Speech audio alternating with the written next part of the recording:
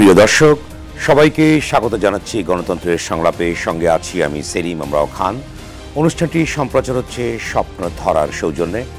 দর্শক, নির্বাচন যত বিলম্ব হচ্ছে, রাজনৈতিক ও অর্থনৈতিক সংকট ততই বৃদ্ধি পাচ্ছে মন্তব্য করে বিএনপির মহাসচিব মির্জা ফখরুল ইসলাম আলমগীর জানিয়েছেন, চলতি বছরের জুলাই আগস্টের মধ্যে জাতীয় সংসদ নির্বাচন আয়োজন করা সম্ভব বলে মনে করে তার দল। ছাত্র জনতার গণ অভ্যুত্থানে শেখ হাসিনা সরকারের পতনের পর গঠিত অন্তর্বর্তী সরকার বিচার ব্যবস্থা, নির্বাচন ব্যবস্থা, প্রশাসন, পুলিশ সহ বিভিন্ন খাত ও সংস্থার সংস্কারের 16টি কমিশন গঠন করেছে।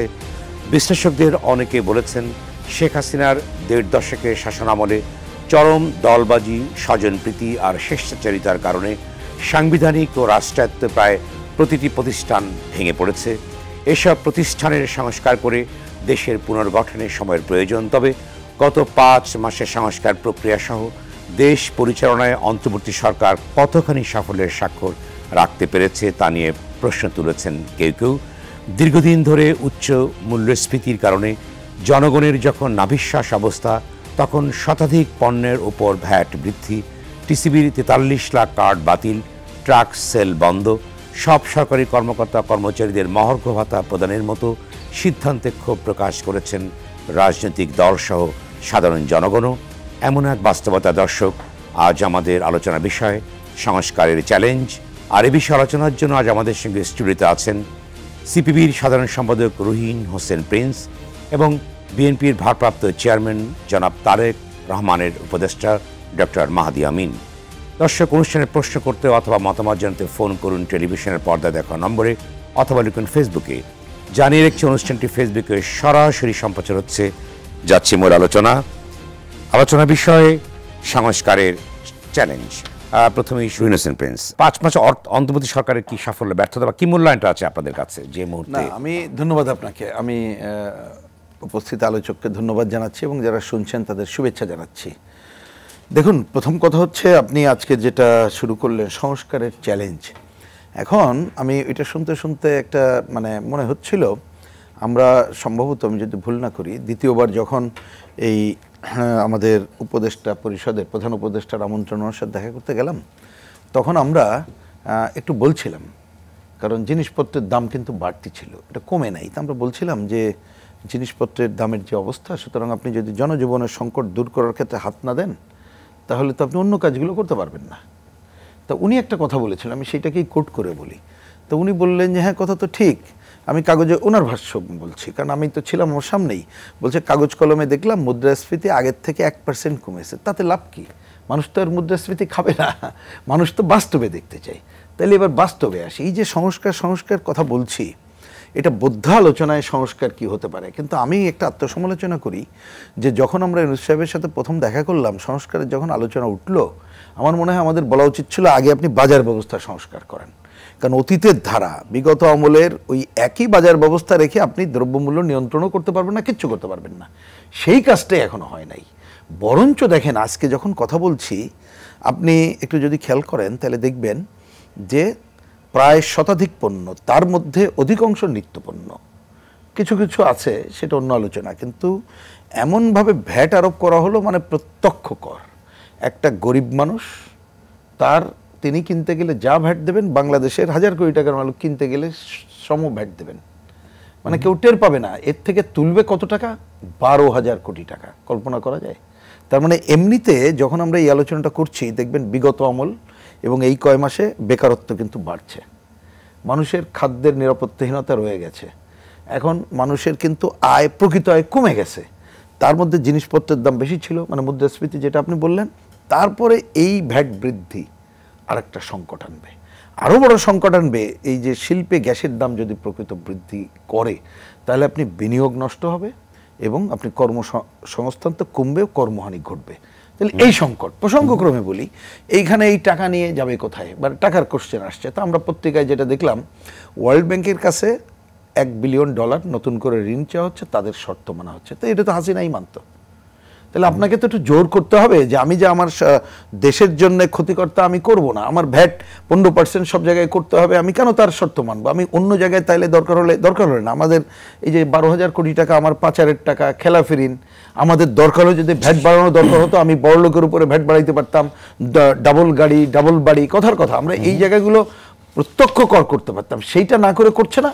আরেকটা ঘটনা দেখেন, হ্যাঁ অবশ্যই আমাদের দেশের সরকারি কর্মকর্তা কর্মচারীদের সুযোগ থাকলে বেতন বৃদ্ধি অমুক দরকার, কিন্তু আপনি যখন কিচ্ছতা সাধনের জায়গায় যাচ্ছে, পত্রিকায় পড়লাম মর্গ ভাতা বাড়ানোর নামে সেইখানে কিন্তু 5,000 কোটি টাকা খরচ হবে।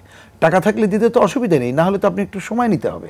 তাহলে আপনি একেবারে এই যে সাধারণ মানুষের পকেট কেটে যে টাকাটা নিচ্ছেন এবং সেটা যদি এইসব জায়গায় খরচ করেন এবং বিশ্বব্যাংকের কথা শুনে আপনি যদি চলেন, তাহলে তো মানুষ যদি বিরক্ত হচ্ছে তো বটেই, তাহলে তো আপনি প্রকৃতপক্ষে আপনি যে রাজনৈতিক সংস্কার এবং অন্য জায়গার কথা হচ্ছে, মানুষ কি তাই শুনবে বলেন ভাই? মানুষ তো শুনবে না। সুতরাং আমি বলি এই যে সংস্কারের দরকার হচ্ছে জনগণের স্বার্থের সংস্কার আগে দরকার, সেটা না করতে পারলে কিন্তু আপনি অন্যান্য যে সংস্কারের কথাগুলো বলছি মানুষ এটা শুনবেই না, আমরা একটা নতুন ধরনের সংকটে পড়ব। ধন্যবাদ। আবার আসবো আপনার কাছে ডক্টর মাহদী হাসান, আপনি বলুন যে এক যুগে বেশি সময় ধরে বিএনপি আন্দোলন করেছে, পরবর্তী পর্যায়ে ছাত্র জনতা ঐক্যবদ্ধ হয়ে জুলাই বিপ্লব হলো, ছাত্রদের নেতৃত্বে হলো, এবং পরবর্তী পর্যায়ে দেখা যাচ্ছে সেক্ষেত্রে পতন হলো, এবং পরবর্তী পর্যায়ে দেখা যাচ্ছে যে ছাত্রদের সঙ্গে রাজনৈতিক দলগুলোর একটি পার্থক্য লক্ষ্য করা যাচ্ছে, অনেক দূরত্ব তৈরি হচ্ছে। এই প্রসঙ্গে সবগুলো মিলে আপনার কি পর্যবেক্ষণটা, অ্যানালিসিসটা কি আছে?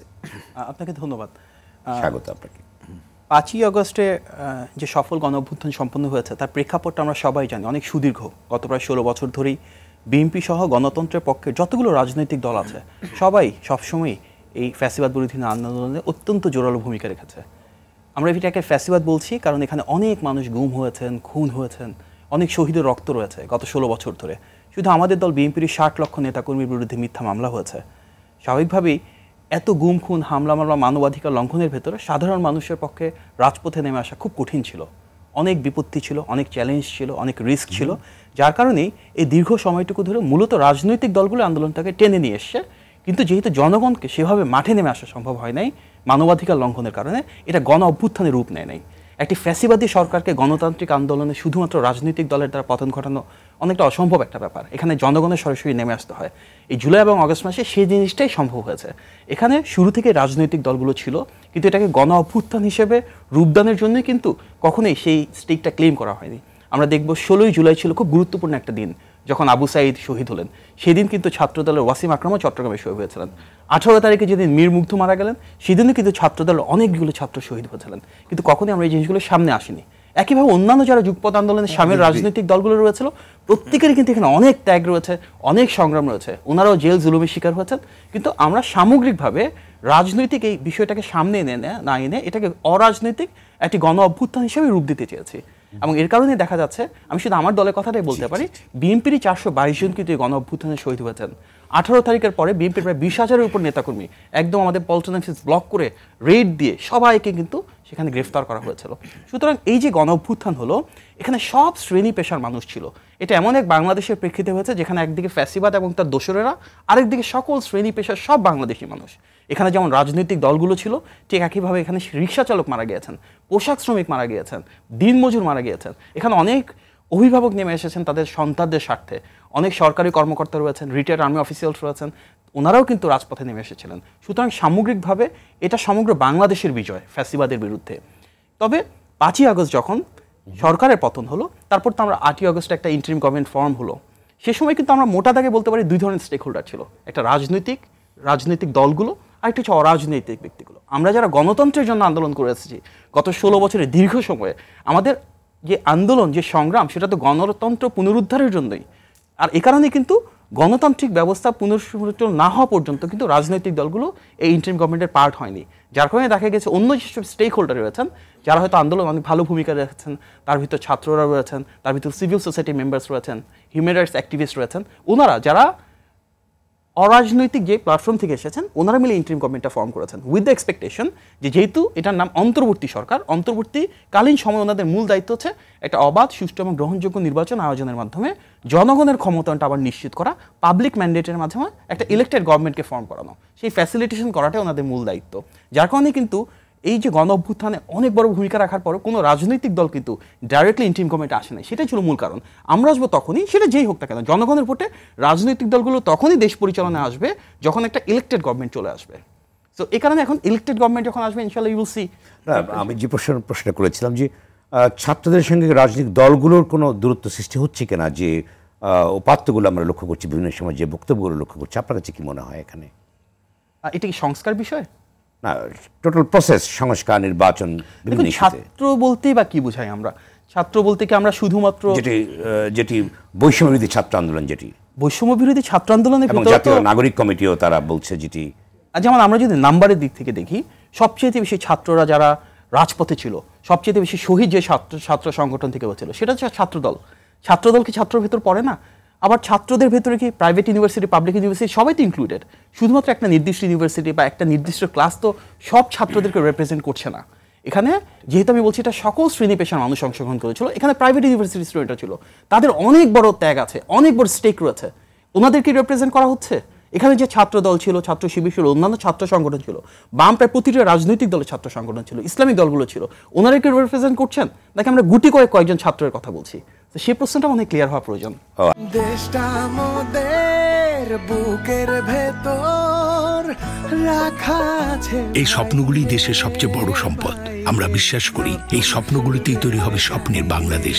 স্বপ্ন ধরা, ধরনীর বুকে স্বপ্নের ঠিকানা। আচ্ছা, আপনি বলতে চেয়েছেন যে অর্থাৎ তেমন পার্থক্য নেই, গুটি কয়েক ছাত্রের হয়তো এখানে রিপ্রেজেন্টেশনটা ইম্পর্টেন্ট। ধন্যবাদ। আমি আবার ওয়েদার এটা এন্টার নেশনের অ্যাসপিরেশনে কি রিপ্রেজেন্টেটিভ এনাফ কিনা, আমাদের মানে সেটা একটু বিবেচনা করার প্রয়োজন। Thank you. রুহিন হোসেন প্রিন্স, আপনি কি বলেন, বিশেষ করে যে সবার স্বীকৃতিটা নিশ্চিত হচ্ছে কিনা? না, একটা স্বীকৃতির প্রশ্ন আমি দুইভাবে ভাবতে চাই। আমি তো মনে করি যে অনেক আন্দোলনে যারা নিবেদিত হয়ে করেছে, স্বীকৃতিটা তাদের কাছে প্রধান না। প্রধানটা হচ্ছে যে লক্ষ্যে ছিল সেই লক্ষ্যটা অর্জনের জন্য যা যা করণীয় সেইটা করা। বোঝার জন্য বলি, এই যে ওনার আলোচনার মধ্যে মনে হচ্ছিল 18 তারিখ, আপনি তারিখটা বললেন বলে আমার খুব স্ট্রাইক করলো। আমি কমিউনিস্ট পার্টি অফিস পুরনো পল্টনে বসা, প্রথম খবর হলো ছাত্র ইউনিয়নের নেতা ঢাকা মহানগরের, তার আগে 16 তারিখে যে প্রেসিডেন্ট বাড্ডায় সররা গুলিতে অস্থির, কিন্তু বেঁচে আছে, হসপিটালে গেছে, হসপিটালের জায়গায় দেয়নি, তাকে লুকিয়ে রাখতে হয়েছে। ওই যে মুগ্ধ যেদিন মারা গেল। 18 তারিখে রিজভি, লক্ষ্মীপুরের ছেলে, পলিটেকনিক পাস করে এখানে আসছে, হায়ার ডিগ্রি নেবে, কোচিংয়ে ভর্তি হয়েছে ছাত্র ইউনিয়ন মহানগরের সাথে, সে গুলি খেয়ে পড়ে আছে, হসপিটালে গেছে। আমরা এখান থেকে পাঠাবো, তখন যাওয়ার মতো পরিস্থিতি নাই ডাক্তারদের। খবর পেলাম মোটামুটি আছে, রাত 2টায় খবর পেলাম মারা গেছে। আমরা তখন উদ্বিগ্ন, বললাম যে পল্টনে নিয়ে আসুক। তার বাবা মা এবং অন্যরা আনতে পারলো না, ওইখান থেকে লাশ পাঠিয়ে দেওয়া হলো। তাহলে কি ভয়াবহ অবস্থা ছিল। তাহলে এইটার পরে খালি ছাত্ররা উনি মনে করে দিলেন, বলছি অধিকাংশ রক্ত দিয়েছে তো সাধারণ মানুষ। এখন এই সাধারণ মানুষকে তো আপনি কখনো নাম তালিকাভুক্ত করে এটা পাবেন না, এবং এইটাই আমাদের কি বলবো বাস্তবতা। এখনো পর্যন্ত তালিকা ঠিক করতে পারিনি। জাতিসংঘ তারাই, আমরা ডেকে নিয়ে আসছিলাম, তাদের কাছে যথাযথ দিতে পারিনি, কিন্তু এই কাজটা করতে হবে, করা দরকার। এই জন্য আমি বলছি স্বীকৃতির থেকে আমরা 5 তারিখে গণঅভ্যুত্থানের পর আমাদের পার্টি এবং বামজোট যে বিবৃতি দিলাম, তাতে এগুলো অভিনন্দন জানিয়ে জনগণকে বললাম, পূর্ণ গণতান্ত্রিক অধিকার প্রতিষ্ঠা না হওয়া পর্যন্ত রাজপথের সংগ্রাম অব্যাহত রাখার আহ্বান। আমাদের অভিজ্ঞতা থেকে তাই বললাম, কারণ সংগ্রামটা যেমন উনি বললেন, উনি যেভাবে আর্টিকুলেট কারেক্টলি বলছেন যে আমি তো একটা যে গণতন্ত্রের ধারাটাকে যদি আনতে চাই, সেটা জনগণের ম্যান্ডেট নিয়ে করতে হবে। তো এইখানে স্বীকৃতি অস্বীকৃতির ব্যাপার না, সেই ধারা আমরা করছি কিনা সেটি 1 নম্বর কথা। 2 নম্বর কথা, এই আলোচনাটুকু সাফ হওয়া দরকার। এটা কারেক্টলি যে আমরা তো ভিত্তিটা তৈরি করেছিলাম, কিন্তু একটা পর্যায়ে সে স্ট্রাইকিং ফোর্সের ভূমিকা নির্দলীয় একটা প্লাটফর্মে করেছে, কিন্তু ওইটা তো নির্দলীয় ছিল না, নানা দল ছিল, ছাত্র দল ছিল, সর্বদলীয় ফ্রন্ট ছিল, সর্বদলীয় ছিল, হ্যাঁ ইসলামপন্থীরা ছিল, সবাই মিলে। কিন্তু তারপরে এটা সর্বদলীয় ছিল বলে অংশগ্রহণ ব্যাপক ছিল, এবং এটা মনে রাখতে হবে অন্যতম ছাত্রদের স্ট্রাইকিং ফোর্স ছিল প্রাইভেট ইউনিভার্সিটি। তারা অনেক সময় উপেক্ষিত থাকে, খুবই কারেক্ট, এবং তাদের নেটওয়ার্কিং জানি তো, আমাদের সন্তান সন্ততি ভাগ্নে আমরা তো জানি এগুলো, আরও মানে রাজনীতির বাইরে যে তাদের ভূমিকা অভূতপূর্ব ভূমিকা। এখন স্বীকৃতিটা তো এদের কাছে প্রধান না, কিন্তু মনে রাখতে হবে আমরা যখন কথা বলছি আগস্টের পরে নানা বাস্তবতা, এইটা তো আর সর্বদলীয় প্ল্যাটফর্ম আর এখন আর নাই। তারা একটা রাজনৈতিক দল করবে, অলরেডি তারা বৈষম্য বিরোধী ওইটা একটা অংশ হয়ে গেছে, ওদের মধ্যে বিভেদ আছে কিনা আমি জানি না, প্রয়োজন নাই। তারা একটা রাজনৈতিক দলগুলো নাগরিক প্ল্যাটফর্ম গঠন করেছে, ছাত্র দল আলাদা, ছাত্রী আলাদা, সবাই তো আলাদা হয়ে যার যার মতো কাজ করছে, আর রাজনৈতিক দলগুলো তার জায়গায় চলে গেছে। সুতরাং সেই অর্থে খালি ছাত্র যখন বলি তখন আসলে একটা ভুল কথা বলি। ছাত্র মানে মনে হয় গুটি কয়েক, অন্য বিরাট এই যে ছাত্র সংগঠনের সদস্যবৃন্দ, বিরাট যে সাধারণ ছাত্র, তারা কিন্তু বাদ হয়ে যায়। এবং দেখেন, আমার কথাটা বাড়তি নেবেন কিনা জানি না, যদি আপনি এখানে যত ছাত্ররা অংশ নিয়েছিল আপনি কয় % ধারণ করে, আমি আর বললাম না, অঙ্ক করে দেখতে পারেন। এটা বোধহয় 1 ডিজিট 2 ডিজিট আপনি কভার করতে পারবেন না। সেটা আমার কাছে বড় কথা না, বড় কথা স্পিরিটটা বড় কথা। সেই স্পিরিটে যদি ভাবেন, তাহলে ধরুন আমাদের আকাঙ্ক্ষার একটা কি ছিল, যে এই ধরনের স্বৈরাচার যাতে ফিরে না আসে, গণতন্ত্র সুপ্রতিষ্ঠা। আর একটা হচ্ছে বৈষম্য বিরোধী ধারা চালু করতে হবে, তো একদিনে হবে না। সেইটাকে একটা নির্বাচনের মধ্য দিয়ে নির্বাচিত সরকারের কাছে ক্ষমতা হস্তান্তরের মাধ্যমে করতে হবে। এবং সেইটা যদি করতে দেরি করি, তাহলে তো ইন্টারিম গভর্নমেন্ট সে তো অনেক কিছু সামলাইতে পারবে না, এবং আমরাও তার কাছ থেকে আশাও করতে পারবো না। ধরুন সে কি অর্থনৈতিক নীতি নেবে, আমি তো তাকে ভোট দিই নেই, তার কাছ থেকে তো আমি প্রত্যাশা করবো না। ওই যে বললাম, আমরা যে আলোচনা করলাম ভ্যাট ট্যাট এইসব নিয়ে, তো ওনার তো পলিসি নিয়েই তো আমরা কথা বলতে পারছি না। কিন্তু আমরা যদি একটা নির্বাচিত সরকার হয়ে এটা না পালন করতে পারতো, পরিষ্কার হবে বলে আমরা কিন্তু কিসের ভিত্তিতে এই সিদ্ধান্ত করে নেওয়া হলো? যদি আপনারা তো এই সরকারের যে অংশীজন না, আমরা অংশীজন মানে কি, আমাদের কাছে জিজ্ঞেস করে তো ভাই তারা এই সরকার গঠন করে নাই, কিন্তু গণ অভ্যুত্থানের মধ্য দিয়ে গঠিত বলেই আমরা মনে করছি ঠিক আছে, যেটা গঠিত হয়েছে এটা অন্তর্বর্তীকালীন সরকার, তারা করুক, আমরা আপত্তি করিনি, এই জন্য আমরা সমর্থন জানিয়েছি। কিন্তু সমর্থন জানানোর লক্ষ্য যে তারা এই কাজগুলো তারা করবে, কিন্তু সেইটা না করে তারা যদি কোনো ক্ষুদ্র গোষ্ঠীর চিন্তা করে, স্বার্থ রক্ষার চিন্তা করে, তাহলে ভবিষ্যতে আমি তাদেরকে বলি না, সংকটে পড়বে কিন্তু গণ অভ্যুত্থানের আকাঙ্ক্ষা। ধন্যবাদ। আবার আপনার কাছে আমি ডক্টর মাহদী হাসান, আপনি বলুন যে সম্প্রতি সময় নির্বাচন এবং সংস্কৃতি মুখোমুখি দাঁড়িয়ে গেছে। যেমন বৈষম্যবিরোধী ছাত্ররা বলছে যে সংস্কারের পরে নির্বাচন হবে, যেটা নাগরিক কমিটিও বলছে, এবং তারা অভিযোগ করার চেষ্টা করছে বিএনপির বিরুদ্ধে যে তার নির্বাচনে যে মরিয়া হয়ে উঠেছে। এই বিষয়ে আপনি কি বলবেন এ ব্যাপারে? দেখুন, এখন যারা সংস্কারের জন্য তাগাদা দিচ্ছেন, ওনারা কি কেউ 5 তারিখও না 8 তারিখের আগে জানতেন যে একটা পরিবর্তিত পরিস্থিতিতে হয়তো ওনারা সরকার আসবেন? ওনারা সেটা জানতেন না। কখনো ওনাদের মাথায় সংস্কার শব্দটা আসেও নাই। আপনার যদি বৈষম্য বিরোধী ওনাদের কথা বলেন, ওনাদের প্রাথমিকভাবে 8 দফা ছিল, তারপর 9 দফা ছিল। সে 8 দফা বা 9 দফার কোথাও কিন্তু রাষ্ট্র সংস্কার এই জিনিসগুলো আসেনি। পরবর্তীতে 1 দফা হয়, যে 1 দফা ছিল বিএনপির অরিজিনাল 1 দফা, যেখানে গণতন্ত্রের পক্ষের যুগপৎ আন্দোলনের সকল রাজনৈতিক দলের একটা ঐক্যমত্য ছিল। সেই 1 দফাতেই কিন্তু গণ অভ্যুত্থানটা সংঘটিত হয়। সংস্কারের কথাটা সবার আগে বলেছিল বিএনপি 2016 সালে, তখন ফ্যাসিবাদ ছিল। ফ্যাসিবাদের পতন কবে হবে তখন কেউ জানতো না। সেই 2016 সালে বিএনপির ভিশন 2030 প্রণয়ন করেন আমাদের নেত্রী দেশনেত্রী বেগম খালেদা জিয়া। পরবর্তীতে 2022 সালে বিএনপির ভারপ্রাপ্ত চেয়ারম্যান জনাব তারেক রহমান 27 দফা প্রণয়ন করেন। তারপর যুগপৎ আন্দোলনে সামিল সব রাজনৈতিক দল এক প্ল্যাটফর্মে এসে গত বছরের জুলাই মাসে 31 দফা প্রণয়ন করেন। এটাই কিন্তু সংস্কারের একটা পরিপূর্ণ রূপরেখা। এটাও সব রাজনৈতিক দল এক হয়ে দিয়েছে। রাজনৈতিক দলে দেওয়ার মূল উদ্দেশ্য ছিল, আমরা জানতাম আমাদের যে ত্যাগ তিতিক্ষা সংগ্রাম, একটা সময় এর মাধ্যমে ফ্যাসিবাদের পরাজয় হবে, ফ্যাসিবাদের পতন ঘটবে, এবং ফ্যাসিবাদের পতনের পরে রাজনৈতিক দলগুলোই তো জনগণের ভোটে নির্বাচিত হয়ে রাষ্ট্র পরিচালনা আসবে। যার কারণে সংস্কারের এই পূর্ণাঙ্গ নীতিমালা কিন্তু আমরাই দিয়ে এসেছি। আজকে সংস্কার নিয়ে যতগুলো কথা হচ্ছে, এমন একটা যৌক্তিক সংস্কার প্রস্তাবনা নাই যা আমাদের 31 দফায় নাই। প্রত্যেকটা কিন্তু সেখান থেকে এসেছে। এখন যারা সংস্কারের জন্য তাগাদা দিচ্ছেন, ওনারা কিন্তু 8 তারিখ সরকার গঠনের অনেক পরে, অনেকটা সময় পরে এসে তারপরে সংস্কারটার কথা সামনে নিয়ে আসছেন। সেই সংস্কারের ভিত্তি কি? সেই সংস্কারের ভিত্তি হচ্ছে বিএনপি এবং যুগপৎ আন্দোলন সব রাজনৈতিক দল প্রণীত 31 দফা, এর বাইরে ওনাদের কোনো কিছু নাই। তাহলে কোশ্চেন আসতে পারে, বিভেদটা কোথায়?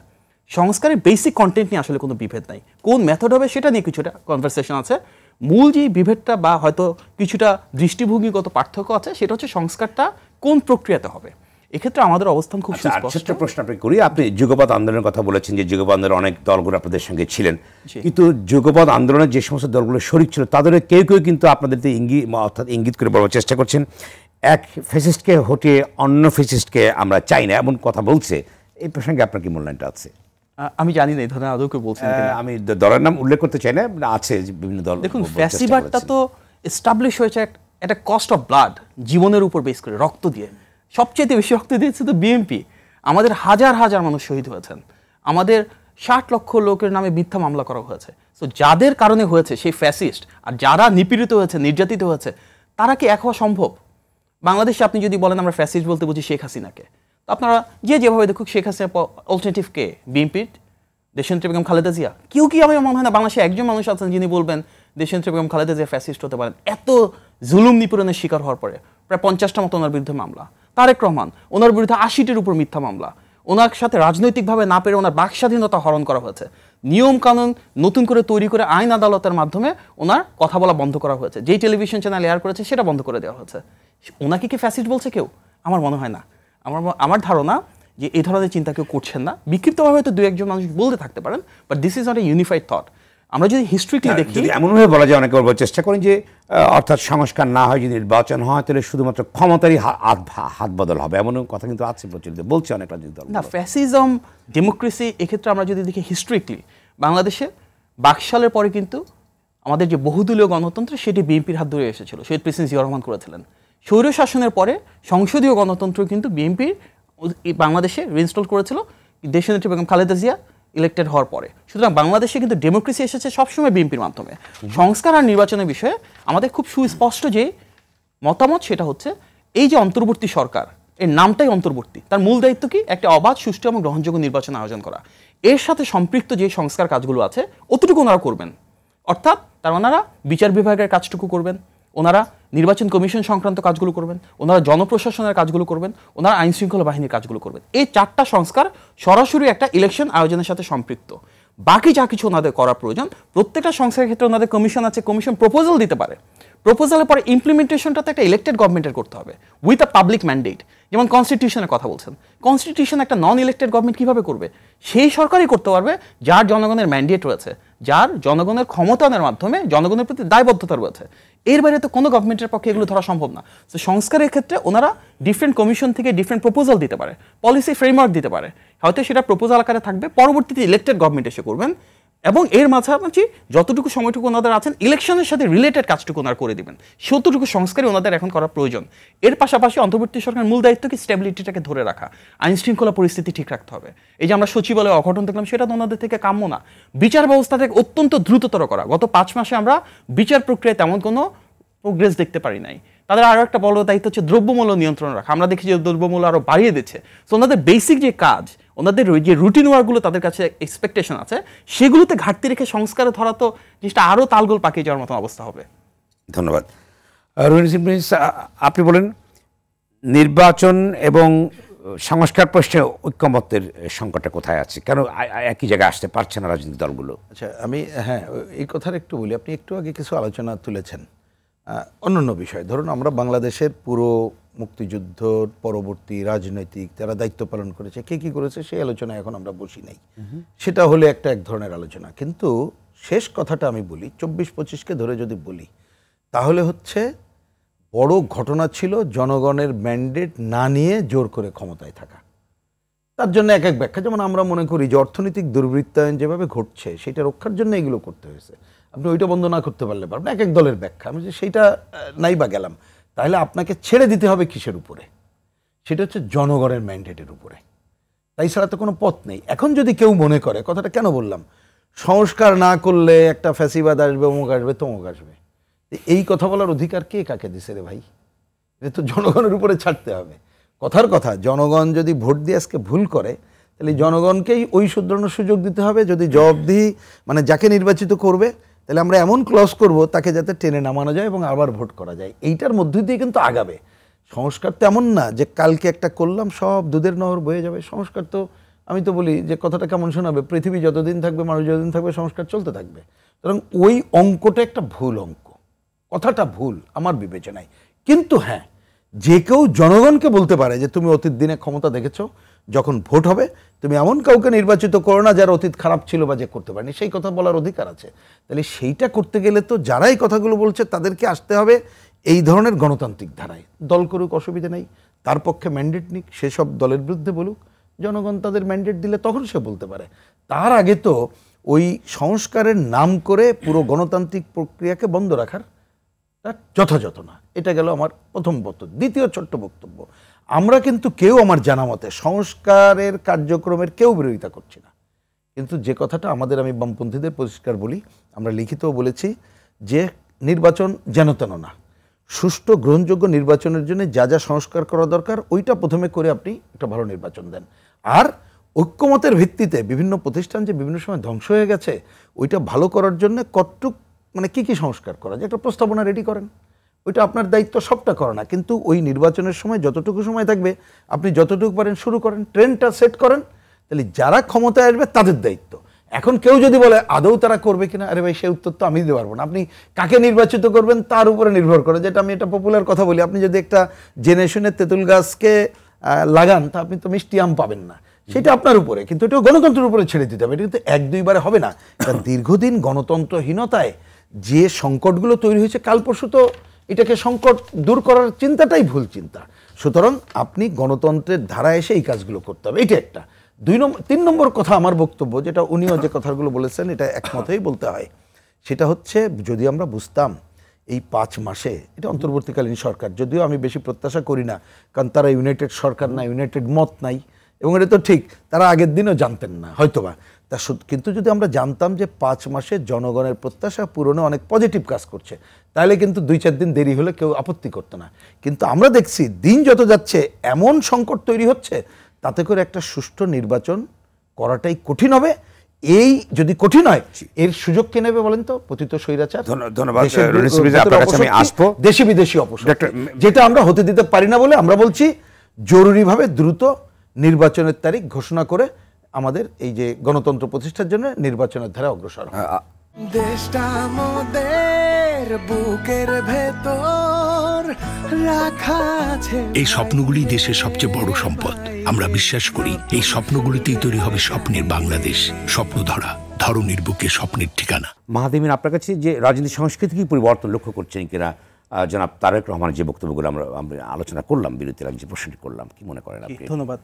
বিএনপির ভারপ্রাপ্ত চেয়ারম্যান জনাব তারেক রহমানের যে আকাশচুম্বী জনপ্রিয়তা, গণমানুষের কাছে ওনার যে গ্রহণযোগ্যতা, সত্যিকার অর্থে উনি যে বাংলাদেশের একমাত্র তৃণমূলের নেতা, এটা যারা ফ্যাসিবাদের দোসর ছিল সেই পতিত স্বৈরাচার জানতো বলেই কিন্তু তারা রাজনৈতিকভাবে ওনাকে মোকাবেলা করতে ব্যর্থ হয়ে আইন আদালতের মাধ্যমে বাংলাদেশে ওনার বাক স্বাধীনতাকে হরণ করেছে, বাংলাদেশে ওনার কোনো বক্তব্য প্রচার করতে দেয়নি। এর বড় কারণ হচ্ছে উনি কিন্তু বিচ্ছিন্নভাবে আজকে বিশাল একটা রাজনৈতিক প্রেক্ষাপট তৈরি করেননি, যেখানে বাংলাদেশের সবচেয়ে বড় জনগোষ্ঠী ওনার নেতৃত্ব অনুসরণ করে এই গণ অভ্যুত্থানে অংশগ্রহণ করেছিল। উনি গত 36 বছর ধরে রাজনীতি করছেন।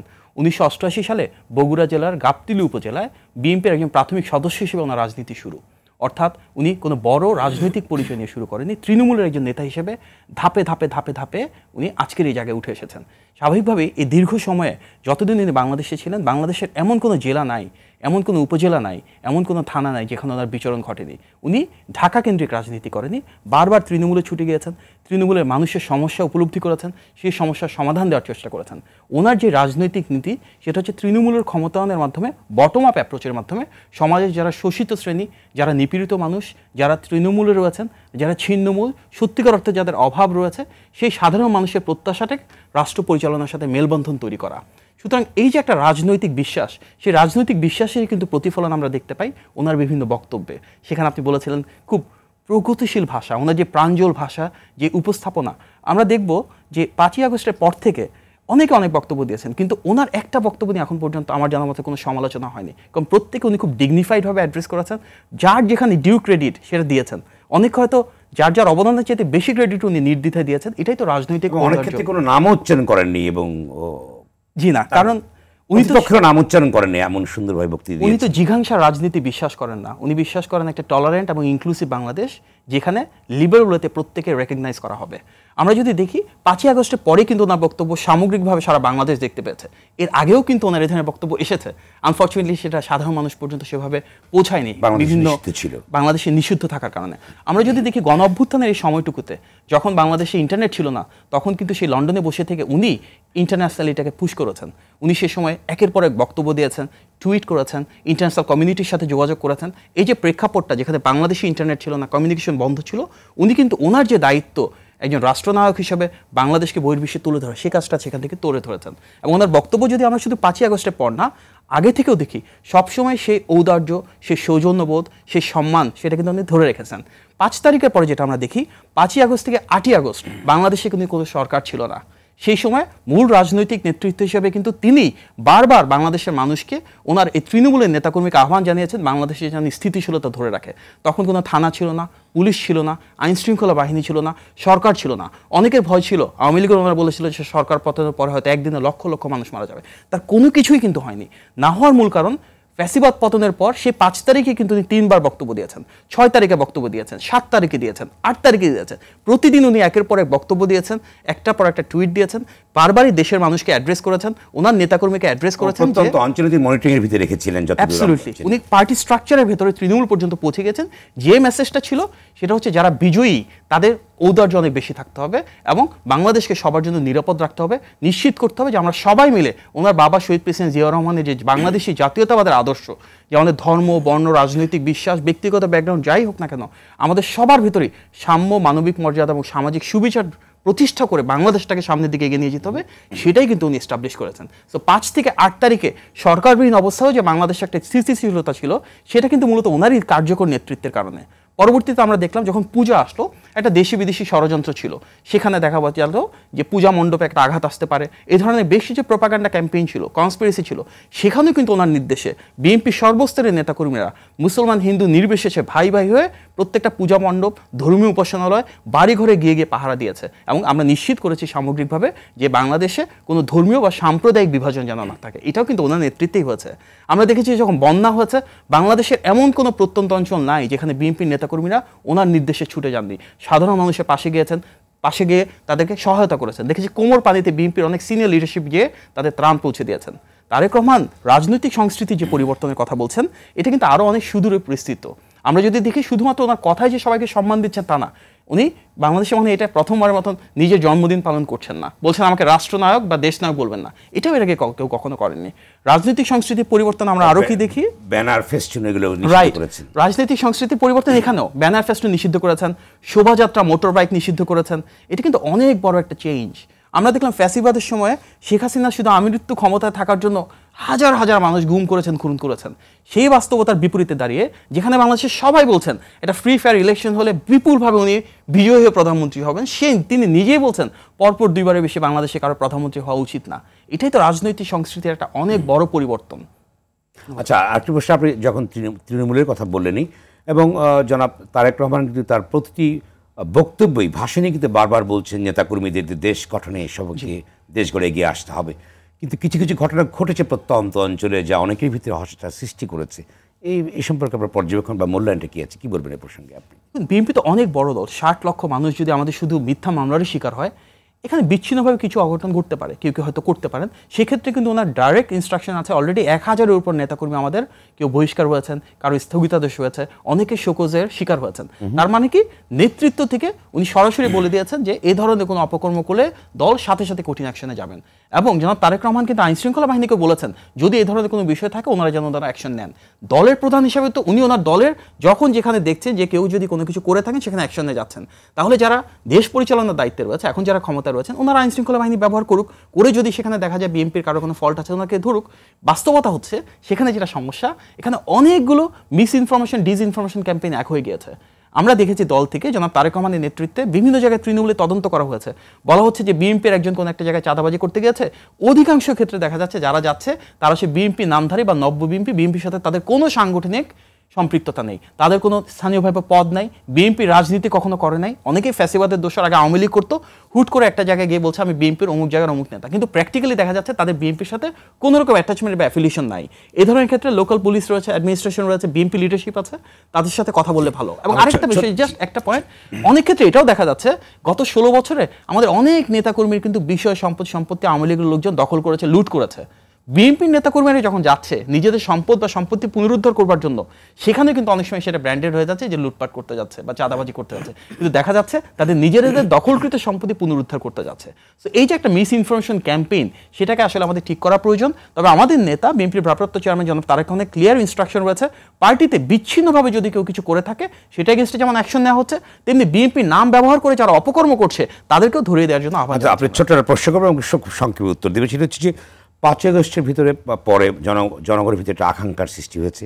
31 দফা যেটি বিএনপির, এটি কতখানি ধারণ করছে সেই আকাঙ্ক্ষাকে, সংক্ষেপে বলবেন। 31 দফা 31 দফাই তো আসলে ভবিষ্যৎ বাংলাদেশ বিনির্মাণের মূল আমি মনে করি কাঠামোগত বিন্যাস। কারণ এটি জন আকাঙ্ক্ষা, এটি এখানে জন আকাঙ্ক্ষার প্রতিফলন রয়েছে। মূল যে ভিত্তি গণ অভ্যুত্থান হয়েছে কি এমন একটা বাংলাদেশের জন্য যেখানে মানুষ সত্যিকার অর্থে স্বাধীন হবে, মানুষের অধিকার প্রতিষ্ঠিত হবে, জনগণের মালিকানা ফেরত আসবে, একটা স্বাধীন বাংলাদেশ যেখানে সার্বভৌমত্ব থাকবে।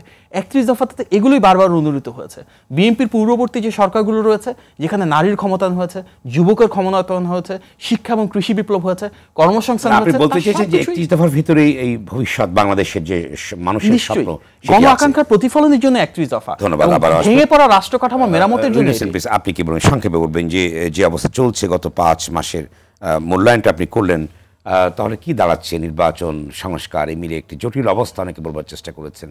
না, আমাকে সংক্ষেপে এই কথায় সংক্ষেপে বললে, দেখুন আপনি এই যে বললেন যে সামগ্রিক মুক্তির জায়গাটা, এটা তো এক এক দলের এক একটা বিবেচনা আছে। সেটা যেমন ধরুন আমরা মনে করি যে অর্থনৈতিক দুর্বৃত্তায়ন যদি আমরা রোধ না করতে পারি তাহলে আপনি কোনোটা রোধ করতে পারবেন না। রাজনৈতিক দুর্বৃত্তায়ন হবে, ওইটা রক্ষা করার জন্য কর্তৃত্ববাদ, স্বৈরাচার, ফ্যাসিস্টিক অবস্থা হইতে হবে। এখন সেটা কোনটা করব সেটা একটা বড় বিষয়, কোন দল কোনটা করবে তার উপরে ভিত্তি করে এটা করবে, এটা একটা মনে রাখা দরকার। দ্বিতীয়ত আমি মনে করি যে এই গণ অভ্যুত্থানের আকাঙ্ক্ষা যেটা আছে ওটা নিয়ে এখন আলোচনা করলাম না, শুরু করেছি, কিন্তু অন্ততপক্ষে একটা বুঝ এটা থাকা দরকার যে এইবারের যে মানুষের অভূতপূর্ব অংশগ্রহণ এবং যারা নিজেদেরকে মনে করেছিল 45 সাল পর্যন্ত 40 সাল পর্যন্ত ক্ষমতা, কোনো সংকট হবে না, টাকা দেশে না থাকুক, বিদেশে যে আরামে কাজ করতে পারবে, দেখলো যে সেটা কিন্তু হয় না। আমার ধারণা সেটা সবার জন্য একটা শিক্ষা হয়েছে। সেই পরিবেশ পরিস্থিতি নিশ্চয়ই হবে, তার জন্য ছেড়ে দিতে হবে গণতন্ত্রের উপরে, জনগণের উপরে। সেইটা না করে কেউ যদি মনে করে একটা সুযোগ পেয়েছি, আমি জনগণকে প্রধান না করে আমি সব বুঝি, আমি সব করলাম, আমি একটু ক্ষমতা পেয়েছি আরও ক্ষমতা কক্ষিগত করলাম, তাহলে এই সংকট, তখনই আপনি এই সংকট দূর করতে পারবেন না। এবং এই সরকার যদি তার ক্ষমতা দীর্ঘায়িত করতে চায়, সে যাদের উপরে নির্ভর করছে সেটা স্বীকার করুক আর না করুক, আমরা দিব্য চোখে দেখছি সংকট ঘনীভূত হবে, গণ অভ্যুত্থানের আকাঙ্ক্ষাই কিন্তু প্রশ্নবিদ্ধ হবে। ধন্যবাদ। সুতরাং দ্রুততার আবারও সাথে আসবো। একেবারে নির্বাচনের কি বলে ময়দানে আমাদের চলে আসা দরকার।